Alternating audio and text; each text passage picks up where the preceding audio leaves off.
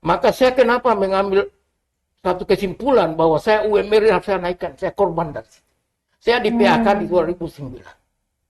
Maka saya tidak suka. Hayat hidup orang banyak, UKM ini saya harus jadikan Maluku harus sejahtera. Pertama, ya semua kehidupan di Maluku ini kalau gaji 3 juta nggak cukup. Itu cukup untuk makan. Bagaimana pendidikan, bagaimana investasi pendidikan dalam masa depan. Maka saya tambah 2 juta menjadi 5 juta. Untuk kepentingan itu. Daerah ini kaya raya.